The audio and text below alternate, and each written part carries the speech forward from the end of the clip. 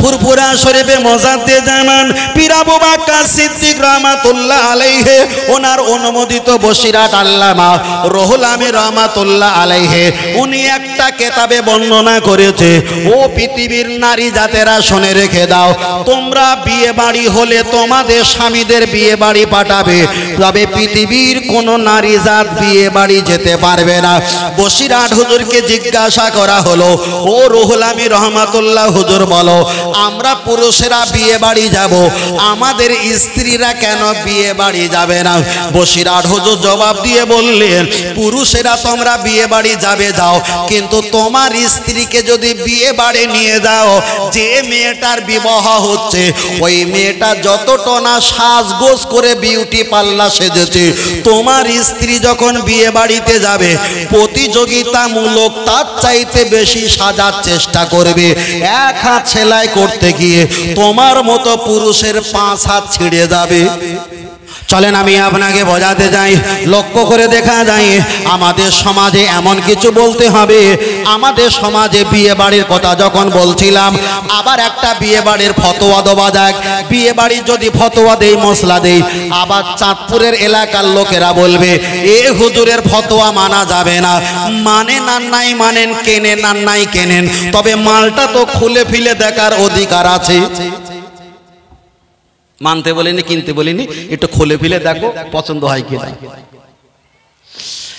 আল্লাহ নবী হাদিস শরীফে জানিয়েছে, তোমরা 3টে কাজে দেরি করবে না। 1 নাম্বার হলো বালঘমিউ সাল্লুনা, যখন নামাজের জন্য আজান হবে তোমরা তাড়াতাড়ি নামাজের জন্য তৈরি হয়ে যাও।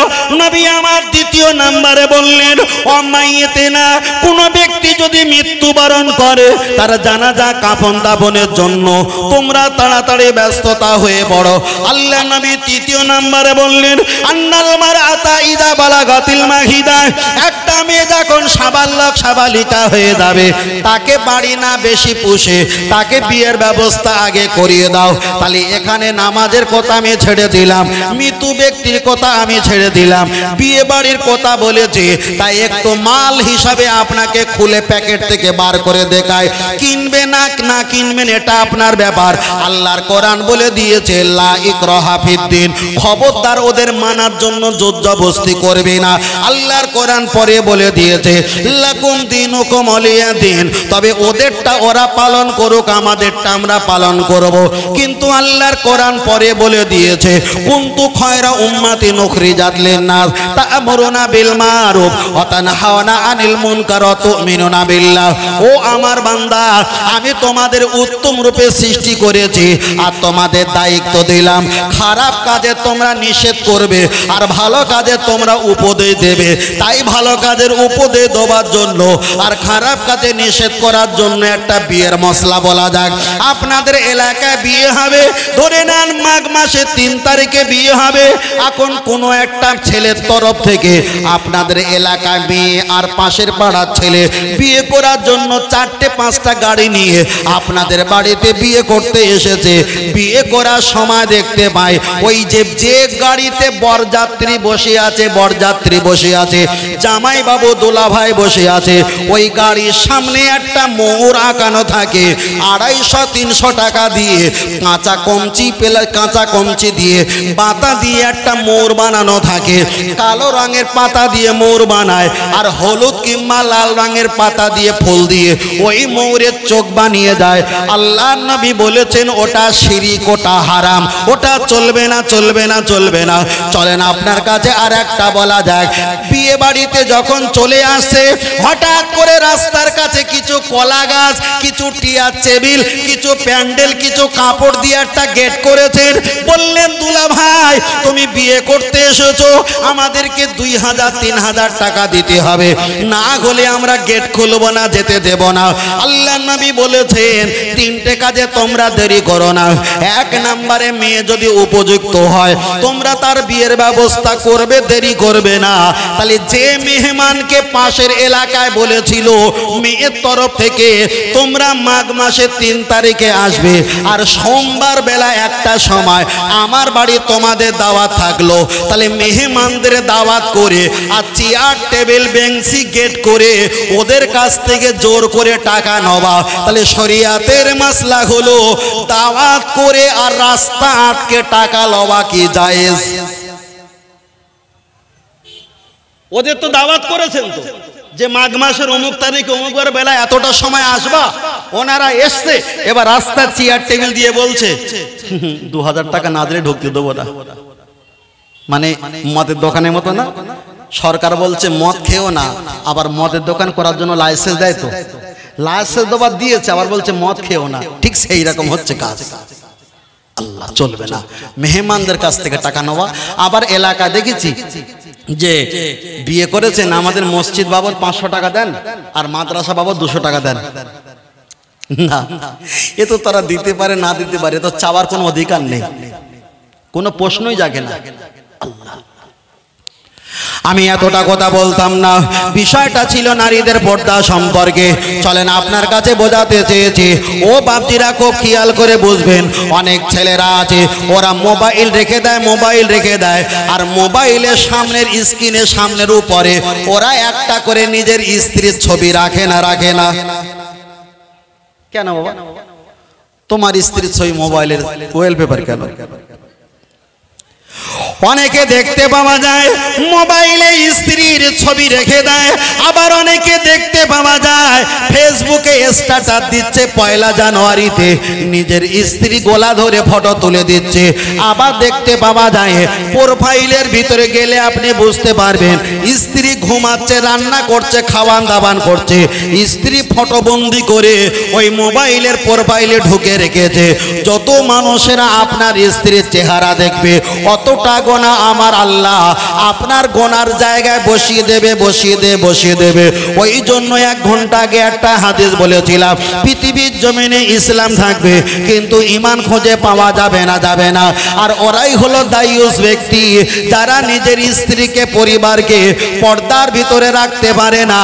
আমার আল্লাহ কোশ্চিন কালে ওই রকম পুরুষকে জান্নাত দিতে পারে না। আমার আল্লাহ কখন জান্নাত দেবে না?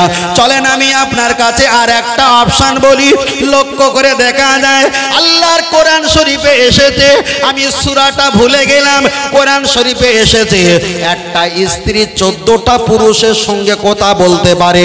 টোটাল আপনার স্ত্রী যত আত্মীয় আছে টোটাল লক্ষ আত্মীয়র ভিতরে 14টা পুরুষের সঙ্গে কথা বলতে পারে। এই 14টা পুরুষের ঊর্ধ্বে যদি কোনো কারণ ব্যতীত কথা বলে আমার আল্লাহ আপনাকে জাহান্নামে দেবে। গুটি কত কামে নাম বলে আপনার দেখা যায় নিজের ছেলে, আপনার ছেলের ছেলে, এদিকে আপনার ভাই, আপনার ভাইপো, ওই স্ত্রীর চাচা, ওই স্ত্রী দেখা যায় নিজের মেয়ে বিয়ে দিয়েছে, ওই মেয়েটার মেয়ে হয়েছে বিয়ে দিয়েছে, ইনি হলো নাচ জামাই দাদি শাওরি কিংবা নানি শাওরি, ওই জামাইটার সঙ্গে কথা বলতে পারে। ওই স্ত্রী বাপ ইন্তেকাল হয়ে গেছে, ওনার মা যদি জওয়ান থাকে, মা যদি আর একটা পুরুষের সঙ্গে বিয়ে করে, এই আগের হাতের বাপের জন্মিত বাচ্চা মেয়ে, ওই মেয়েটা নতুন বাপকে বাপ বলে ডাকতে পারবে, তার সঙ্গে যখন তখন লেনদেন কথাবার্তা বলতে পারবে। এমন করে আল্লাহর কোরআনে 14টা পুরুষের সঙ্গে কথা বলার অধিকার আমার আল্লাহর কোরআন পারমিশন দিয়েছে। জোরে বলেন সুবহানাল্লাহ।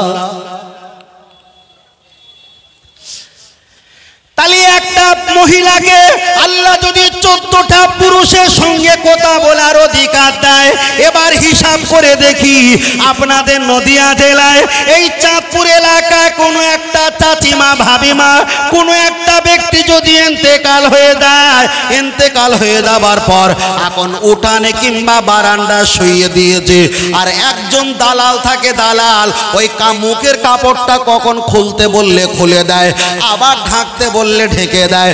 যত অটোওয়ালা, ড্রাইভার, টোটোওয়ালা, বাইকওয়ালা, ইঞ্জিন ভ্যান, পিকআপ ভ্যানের ড্রাইভার, বিভিন্ন আত্মীয় প্রতিবেশীরা সকলে হাজার ব্যক্তিরা ছুটে এসেছে আর হাজার হাজার ব্যক্তিকে ওই মৃত ব্যক্তির মুখ দেখানোর জন্য একটা বার খোলা হয়, আবার সকলে চলে গেলে ঢাকা দেওয়া হয়, আবার খোলা হয়, আবার ঢাকা দেওয়া হয়। কিন্তু আল্লাহর কোরআন বলেছে 14টা পুরুষের সঙ্গে একটা নারী মুখ দেখাতে পারে, কথা বলতে পারে, আদার্স কোনো ব্যক্তির সঙ্গে কারণ ব্যতীত চলবে না।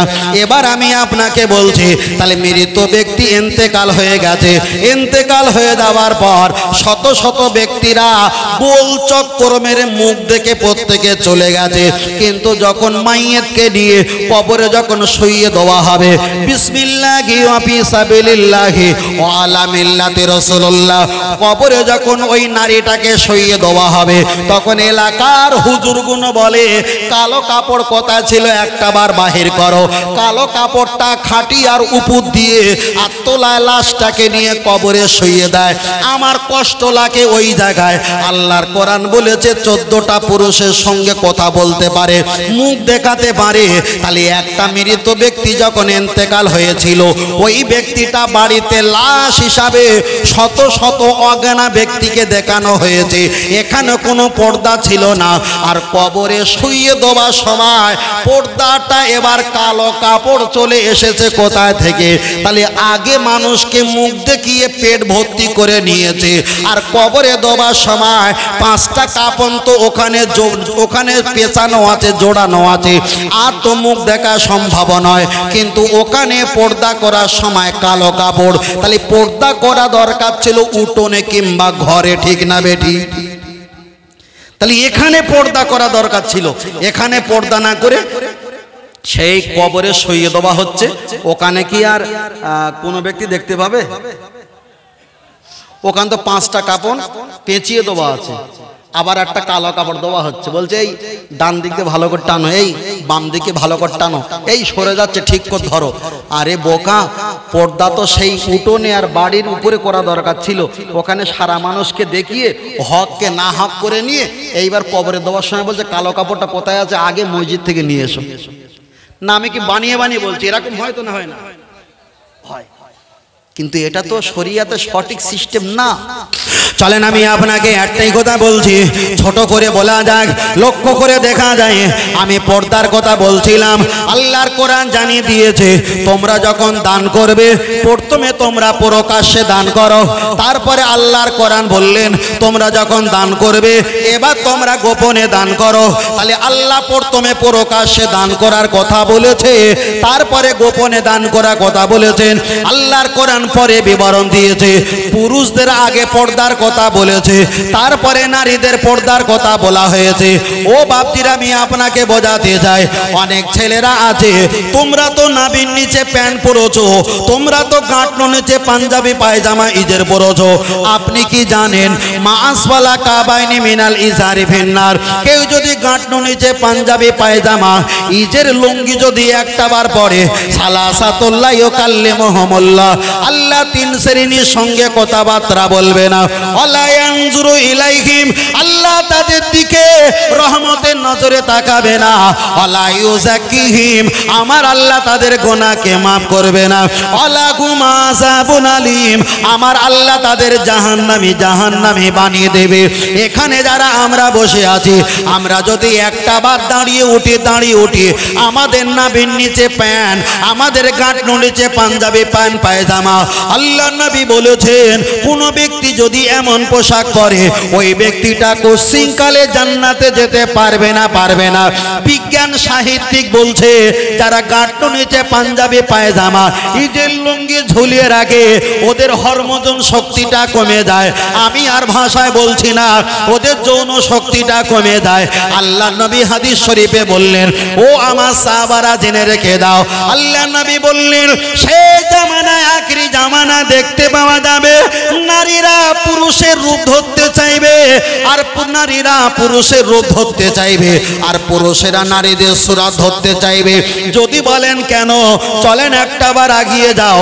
আমাদের যত নারীরা আছে, মায়েরা আছে, ওরা যখন কাপড়গুলো পরে, সায়াগুলো যখন পরে, ওরা যখন পায়জামা যখন পরে, ওদের গাঁটনোর উপরে এতটা ফাঁকা দেখা যায়, এমনকি ডান পায়ে বাম পায়ে ওরা যে কালো দড়ি বেঁধে বেঁধেছে ওটা পর্যন্ত দেখা যায়, যাদের পায়ে কালো দড়ি নাই ওরা যে নূপুর পরেছে ওটা পর্যন্ত দেখা যায়। আল্লাহ নবী বলেছেন পুরুষেরা কাঁধের উপরে একটু কাপড় উঁচু করে রাখবে, আর মহিলারা নিজ পোশাক তাহাতা সারা একেবারে নিজ পর্যন্ত ঝুলিয়ে রাখবে। কিন্তু সে জামানার দিকে তাকিয়ে দেখো, পুরুষেরা নিচে নামিয়েছে আর নারীরা পুরুষদের মতো উপরে তুলেছে। চলেন আমি আপনাকে বলছি, প্রতিটা নবী আমার বলেছেন সে জামানা দেখতে পাওয়া যাবে। আল্লাহ নবী বললেন আখিরি জামানায়, সে জামানায় প্রতি বাড়িতে বাড়িতে বাদ্যযন্ত্র ব্যবহার করা হবে। আল্লাহ নবী বললেন আখিরি জামানায় আমার এক শ্রেণী উম্মাতানিরা যতদিন না পর্যন্ত ঠাকুর পূজা না করবে আমার আল্লাহ ততদিন কিয়ামত দেবে না। চলেন একটা বাদ্যযন্ত্র কথা বলি।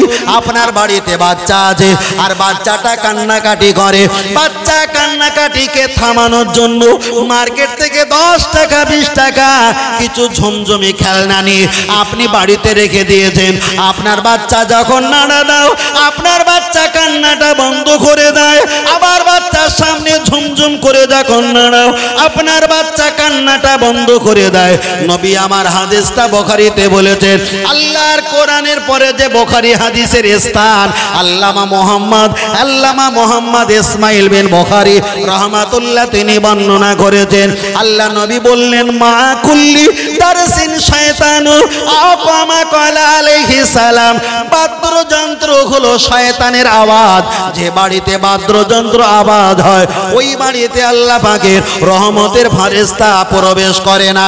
ঘুম থেকে উঠে ফেসবুক ঘাঁটা, ঘুম থেকে উঠে মোবাইল ঘাঁটা, এমনকি গানের রিংটোন দবা আছে ঝুমঝুম করে আওয়াজ হয়। আল্লাহ নবী বলেছেন ওই বাড়িতে রহমতের ফেরেশতা আমার আল্লাহ প্রবেশ করে না। এবার আমি আপনার কাছে একটাই কথা বলে আবার পর্দার কথা চলে যাব। নবী আমার বললেন সেই জামানায় আমার এক শ্রেণীর উম্মাতানিরা যতদিন না পর্যন্ত ঠাকুর পুজো না করবে, যতদিন না পর্যন্ত দেব দেবীকে সাহায্য না নেবে আল্লাহ কিয়ামত দেবে না। নবী আমার বললেন লা তাকুমুস সাহাত্তা লা ইউকালা ফিল আরদি আল্লাহু আল্লাহ। তাম পৃথিবীর জমিনে একজন যদি আল্লাহ আল্লাহ বলনেওয়ালা থাকে আমার আল্লাহ আসমান আর জমিনটা হেফাজত করে রেখে দেবে। একজন যদি আল্লাহ আল্লাহ বলনেওয়ালা ব্যক্তি যদি না থাকে আমার আল্লাহ পৃথিবীর জমিনটা ধ্বংস করে দেবে। আপনাদের এলাকায় কি চাষ হয় আমি জানি না বুঝি না, তবে আমার কথাটা বলি, আমার বাড়ি সুন্দরবন এলাকায়। সুন্দরবন এলাকায় বেশিরভাগ মৎস্যজীবী ফিশারি, মাছ ওখানে বানানো হয়, মাছকে ডিম ফাটানো হয়, মাছকে তৈরি করা হয়। আপনাদের এলাকায় নিশ্চয়ই সবজি কৃষক কাজ, বিভিন্ন সবজি এগুলো তৈরি করা হয়। একটা বার আগিয়ে যাওয়া যাক। নবী বললেন সেই জামানায় আখিরি জামানায় এক শ্রেণীর আমার উম্মাতেরা ওরা ঠাকুর পুজো করবে আর নিজে হাতে ঠাকুর বানিয়ে তাদের সাহায্য নিয়ে ওরা বেঈমান আর কাফের হয়ে যাবে।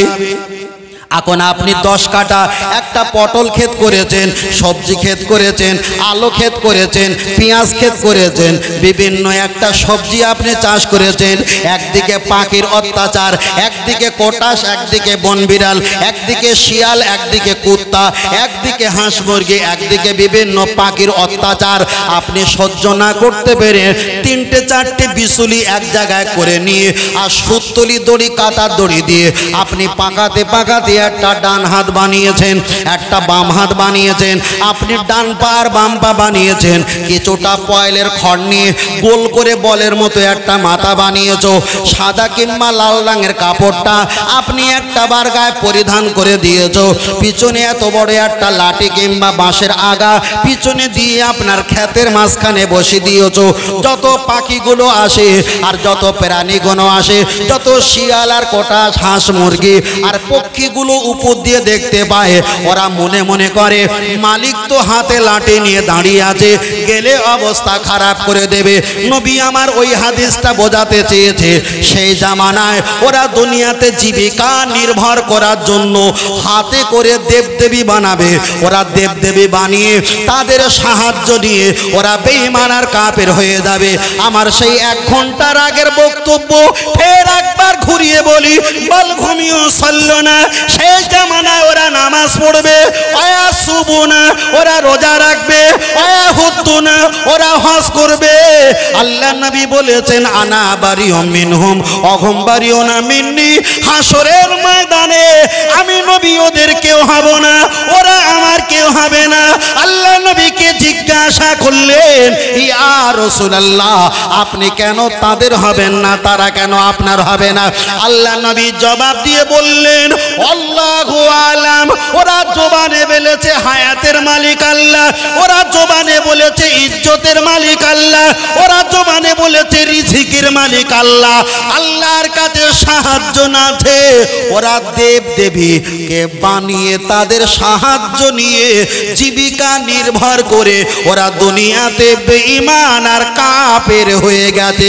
পৃথিবীর মানুষ আপনাকে বলবে আপনি বড় মুসলমান, কিন্তু কিয়ামতের মাঠে গিয়ে আল্লাহর খাতায় দেখতে পাবে আপনি মুসলমান নয়, আপনি হয়ে গিয়েছিলেন বেঈমান।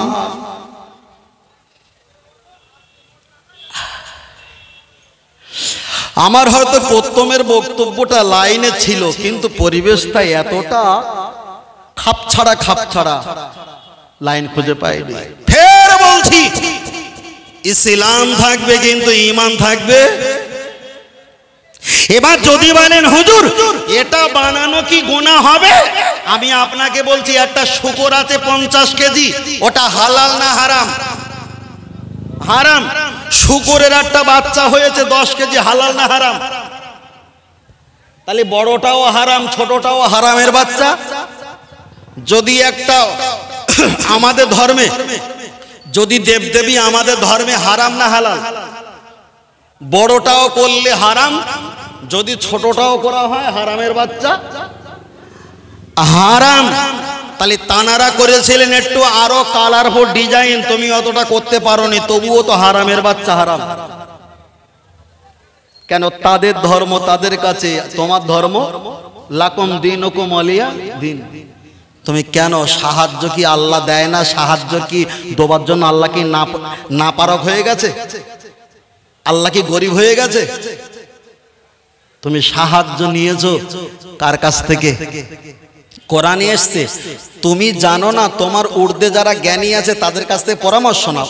আমি সবজি চাষ করতে গিয়ে যদি আমি লস খাই, আমার ঊর্ধ্বে যারা জ্ঞানী আছে যে ধর্মের হোক না কেন, আমি তার কাছ থেকে পরামর্শ নেব। এটা কোরআনের আইন, নিতে পারেন। কিন্তু তাদের ধর্মীয় কোনো জিনিস আমি করব, বরং এটা আল্লাহ খুশি হয় না, বরং তাদের ধর্মকে অপমান করা হয়, চলবে না। আল্লাহ যা হয়। আমার দিকে তাকান ভাই, আমার দিকে তাকান। বাচ্চা পায়খানা ফেরে, তা বলে কি বাপের ঘুম বন্ধ রাখে? বাপ তো ঘুমায়। কেন? ওর আগামী দিন আর যা কাজ যেতে হবে, তাই না? বাচ্চা পায়খানা করে, বাচ্চার কাজ পরিষ্কার করার জন্য মা আছে, কমিটি ছেলে আছে। আমাদের কাজ আমরা করি, ব্যাস, কান দিও না। আল্লাহ চলেন আমি আপনাকে বোঝাচ্ছিলাম, লক্ষ্য করে দেখা যায় আমি হাদিসটা পড়ছিলাম সেই জামানায় ওরা বেঈমান আর কাফের হয়ে যাবে, এই কথা বলছিলাম। এর ভিতরে আর একটা হাদিস পড়া যাক। হাদিস শরীফে এসেছে নবী আমার বললেন সেই জামানায় কিছু উম্মাতেরা ওরা দিনের বেলা বেঈমান হয়ে যাবে, আবার রাতের বেলা ঈমানদার হবে, আবার সকালবেলা বেঈমান হয়ে যাবে, আবার রাতের বেলা ঈমানদার হয়ে যাবে। এই হাদিসটা একটু সহজে বুঝিয়ে দেই। আমি বক্তব্য করলাম এমন করে বিশুল দিয়ে দেবদেবী বানিয়ে নেওয়া যাবে না, যাবে না।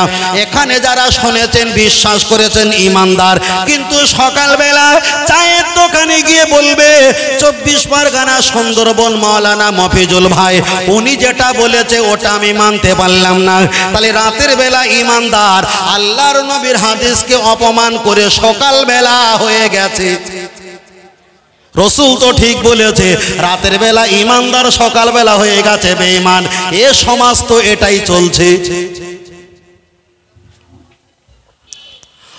ও আমার জাওয়ান যুবকের, আমি আপনাকে বলছিলাম চলেন একটাবার আগিয়ে যাওয়া যাক। কোন ব্যক্তি স্ত্রীর সঙ্গে যদি অশান্তি করে, ঝগড়া করে, অশান্তি করতে করতে যদি একটাবার মুখ ফসকে বলে ফেলে, আল্লাহ নারী জাতের সঙ্গে পারে না, আমি কেমন করে তোমাদের সঙ্গে পারবো, এ কথাটা বললে এই ব্যক্তিটা বেঈমান কাফের হয়ে যাবে। কে বলেছে? বসিরহাট আল্লামা হুজুর কলেমাতুল কুফর কেতাবে বলেছেন, আল্লাহু আলাম ইন্নাল্লাহা আলা কুল্লি শাইইন কাদির। আমার আল্লাহ সর্বশক্তিমান। আপনার স্ত্রীর কাছে আপনি পারতে পারেন না ঝগড়া করে, তর্ক করে। দুর্বলতা আপনাদের, দুর্বলতা আপনার। আপনি কেন বললেন আল্লাহ নারী জাতের সঙ্গে পারে না, আমি কেমন করে পারবো? এই কথাটা বলার জন্য বেঈমান আর কাফের হয়ে যাবে। চলেন আর একটা মশলার কথা বলি। হুজুর আমার ওই কেতাবে বলেছেন, আপনি নামাজ পড়েন, আল্লাহ আপনার রোগ দেয়। আপনি নামাজ পড়েন, আল্লাহ আপনার মুসিবত দেয়। আপনি নামাজ পড়েন, আল্লাহ আপনার অনেক বিপদ আপদের মধ্যে ফেলে দেয়। আপনি আল্লাহকে বললেন, আল্লাহ এত টাকা ডাকি, আপনি কি আমার মুসিবত গুলো দিতেই থাকো? পাশের বাড়ি ওরা ইবাদত করে না, ধর্ম করে না, আল্লাহ আপনি কি ওদের কি দেখতে পাও না? হুজুর আমার ব্যাখ্যা দিয়ে বলেছে, আল্লাহ তুমি কি ওদের দেখতে পাও না? আল্লাহ দেখতে পাও নাই, নজর তুলে কটাক্ষ করার বিনিময় ওই ব্যক্তিটা বেঈমান আর কাফের হয়ে যায়। তার কারণ হলো পৃথিবীর মানুষের যেখানে জ্ঞান শেষ, আল্লাহর ওখান থেকে জ্ঞান শুরু। পৃথিবীর মানুষ কল্পনা জল্পনা করার আগে আমার স্রষ্টা এত ক্ষমতাবান, আমার আল্লাহ তার আগে বুঝতে পারে। জোরে জোরে বলেন, আর একটু জোরে বলেন সুবহানাল্লাহ। চলেন আমি আপনাকে মায়েদের পর্দার বিষয় বলছিলাম। পর্দার বিষয় বলতে বলতে অনেকটা অ্যাঙ্গেল আমি ঘুরিয়ে ফেলেছি। আমি আপনাদের বলবো, কোনো একটা মেয়ে যদি গায়ে সেন মেখে, এখন বার হয়েছে ফক কিংবা আতর, বিভিন্ন বগলে মারে, প্রস্রাব ফিরে পানি নেয় না, স্বামী স্ত্রী গোসল, স্বামী স্ত্রী মেলামেশা করে, স্বামী স্ত্রী তারা জীবনে রাত্রের বেলা, স্বামী স্ত্রী ঘুমানোর পরে মেলামেশা করার পর স্বামী স্ত্রী নাপাক থেকে পাক হয় না। সকালবেলা উঠে গেঞ্জিটা পাল্টে নিয়েছে, প্যান্টটা পাল্টে নিয়েছে, দুই দিকে তিনবার করে ফগ মেরে দিয়ে বলছে হামসে বাড়া কই নেই হে। শরিয়াতের মাসলা হলো, ওই নাপাক ছেলেটা যতটা গাছে যদি হাত দেয়, অসাজারা ওই গাছ আল্লাহ দরবারে বদদোয়া করবে। খিক্কি খাক্কি মানে মাটি, ফার্সিতে খাক বলা হয়, যাকে মিট্টি মাটি বলা হয়। ওই মাটিতে পা দিলে আল্লাহ নবী হাদিস শরীফে বললেন, ফিল আরদা, এই মাটি আল্লাহ জিকির করে। ওই মাটিতে পা যতদিন দেবে, অতক্ষণ পর্যন্ত ওই মাটি আল্লাহর কাছে বদদোয়া করবে। আপনি মা যদি, চাচি মা যদি একটা বার চাল নিয়ে রান্না করে, আমার আল্লাহ বরকতটা কমিয়ে দেবে। দেখতে পাওয়া যাবে কুকুরের বাচ্চার মতো 8-10 দিকে আয় রোজগার হচ্ছে, কিন্তু বছর শেষে হিসাব পাওয়া যাবে কুকুরের বাচ্চা দেয় বছরে 8টা 7টা 6টা, কিন্তু বাঁচে 1টা থেকে 2টো, কিন্তু গরুর বাচ্চা দেয় বছরে 1টা। আপনাদের এলাকায় কুকুরের বাচ্চা চাইতে গরুর বাচ্চা, গরুর সংখ্যাটা বেশি। কেন? ওরা হারামটা হলো কুকুর, ওটা দেখা যায় বেশি দিন থেকে না, আর গরুটা হলো হালাল, দেখায় কম, কিন্তু আমার আল্লাহ রহমত আর বরকত বাড়িয়ে দেয়। জোরে জোরে বলে, আর একটু জোরে বলেন সুবহানাল্লাহ। আমি আপনাকে বোঝাতে চেয়েছি, ও আমার চাচিমারা, ভাবি জানেরা, সকালবেলা ফরজ গোসল কেন করো না? সকাল 8টায় কেন উঠতে হবে? আপনাকে ফজরের আযান দিলে, ফজরের ওয়াক্ত শেষ হবার পূর্বে আপনাকে গোসল করতে হবে। আপনি যদি না করো, আপনার কিন্তু আস্তে আস্তে ভিতরের রোগ কিন্তু বেড়ে যাবে। পৃথিবীর যত মানুষ আছে চাকরি নকরি করে, ওরা সকালবেলা ফজরের সময় ফার্স্ট সকালে গোসল করার চেষ্টা করে। আল্লাহ নবী বলেছেন, আত্মহুরু শাত্রুল ঈমান, আও কামা ক্বালা আলাইহিস সালাম, পরিষ্কার পরিচ্ছন্নতা হলো ঈমানের অঙ্গ। নবী আমার জানিয়েছে, ইয়া রাফি ইয়াদাইহি, কোন ব্যক্তি যদি নাপাক অবস্থায় থাকে, আল্লাহ দরবারে দোয়া চাইবে, আমার আল্লাহ নাখোশ করে দেবে, দোয়া কবুল হবে না। কোন ব্যক্তি যদি পাক হালাতে আমার আল্লাহ পাকের দরবারে যদি দোয়া চায়, সুম্মাস্তাগফারনি গুফারতু লাকা ওয়ালা উমালি, ওই বান্দার চোখের পলক মারার আরো আগে আমার আল্লাহ তার গুনাহকে মাফ করে দেয়। আরেকটু জোরে বারবার করে বলছি, ছেলেরা ফরজ গোসল করতে হবে। গরমকালেও তোমার খোঁজে পাওয়া যায় না, শীতকালেও তোমার খোঁজে পাওয়া যায় না। তাহলে গোসলটা করবা কখন? গোসল করবে কখন? কুত্তা কি প্রস্রাব ফিরে পানি নেয় দাদু ভাই? নেয়? আপনার চাঁদপুর এলাকায় নেয় নাকি? নেয় না। কুত্তা প্রস্রাব ফিরে পানি নেয় না, সমাজের কিছু যুবক ছেলেও প্রস্রাব ফিরে। তাহলে ও কুত্তা আর এই কুত্তা পার্থক্য আছে? পার্থক্য আছে। তারও হাত পা মিলে কয়টা? এরও হাত পা মিলে কয়টা? তারও অনেকটা দাঁত আছে, এরও অনেকটা দাঁত, তারও দুটো চোখ, এরও দুটো চোখ। তিনিও গোশ খায়, ইনিও গোশ খায়, তিনিও মাছ খায়, ইনিও মাছ খায়, তিনিও কারোর বাড়িতে ঘুমায়, রাস্তায় চলে, ইনিও ঘুমায়, রাস্তায় চলে। তাহলে সব কিছু ইনিও বাচ্চা দেয়, কুকুরও বাচ্চা দেয়। তাহলে কুত্তাও গোসল করে না, তুমিও গোসল করো না। কুত্তাও প্রস্রাব ফিরে পানি নেয় না, তুমিও প্রস্রাব ফিরে পানি নাও না।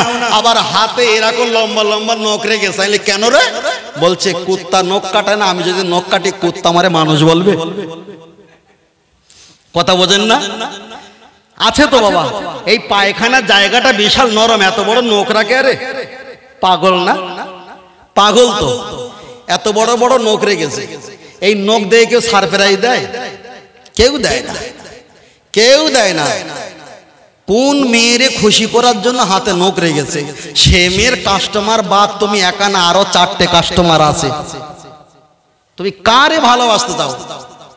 পুরো ভ্যালিগুড়ের পানি, রোগীও মরবে না, রোগও সারবে না, শুধু পানিটাই বিক্রি হবে। আমি ফের বলছি ভাই, যারা প্রেম করে বিয়ে করেছে 100-র ভিতরে 95 জন সব শেষ হয়ে গেছে, আর বাদ বাকি 5 জন আছে না মরে বেঁচে আছে, কারোর সঙ্গে বলতেও পারে না। বাপ বলেছে যেমন নিয়েছিস তেমন লে রাখ, কিচ্ছু করার নেই। জ্ঞানগুণ 6 মাস, কপালে দুঃখ। আল্লাহ ভালো, খুব ভালো, খুব ভালো।